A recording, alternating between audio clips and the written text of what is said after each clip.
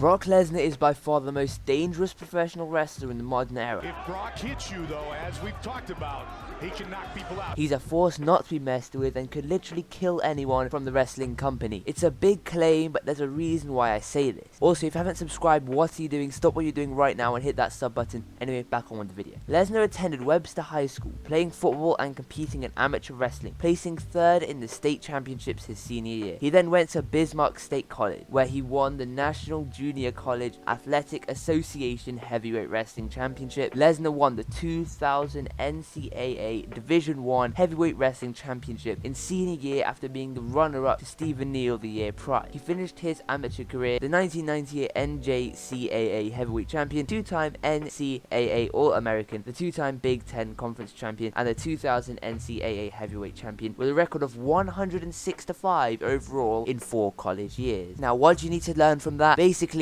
ever since he was 22 years old, he was destroying people in college. You know, that's impressive, but can we just talk about how huge this guy was as a kid? From this picture, we can already see that if he was to fight a baby the same age as him, best believe they would get. Honestly, you could have predicted how dangerous this guy would have been as soon as he came out of the room. Apparently, he didn't even cry when he came out. Anyway, from here he signed with the WWF. He worked in a tag team with Shelton Benjamin, and they absolutely ripped through the developmental roster. He went to the main roster, and he quickly succeeded. 6'3", 285 pounds. His speed, agility, matched with his 6'3", 286 pound body didn't align. He was too quick for his size. If we look at the speed of wrestlers the same size as him, for example, Batista, who is 265 pounds, it's incomparable. Batista, although not slow, doesn't match Brock. Brock was inhuman, and this was apparent as he soon walked in the doors of WWE. He was able to maneuver in a way unseen before for a guy his size. 6'3", 285 pounds, and at that speed, we can see why he's dangerous. But there's more to it than just that. His debut is insane. He was paired infamously with Paul Heyman, and this made Brock even more intimidating. He didn't even talk. He just did the job and left. And Heyman called him the next big thing, and this became apparent to be true. Now, you're probably thinking, wrestling is fake. He isn't really that dangerous. If you didn't get the message through just looking at the guy, there's more to come. And in 2008, Brock Lesnar joins the UFC. He fought the former UFC Heavyweight Champion Frank Mir on UFC 81, and the guy had to wear 4XL gloves due to his huge hand. He was the second man in history of UFC at the time to need extra sized gloves for his fat hands. Mir secured a knee bar and forced a submission at 1:30 of the first round. Unfortunately, Brock Lesnar didn't win, but Brock was dominant throughout. He secured an early takedown, landed numerous punches, he scored a second takedown, and continued landing before he suffered the defeat. He didn't give up and faced Mark Coleman at UFC 87, but he was replaced with Heath Herring, another 6'3" beast. Brock destroyed Heath Herring and won via unanimous decision. For a WWE guy, he did pretty well. He went on to win the UFC Championship at UFC 92. He did some more things for the UFC, but him winning the UFC Championship again solidifies his destructiveness. Brock Lesnar is now cemented as a real dangerous fighter. He later returned to the UFC at UFC 200 to destroy Mark Hunt and take a record at the time, $2.5 million.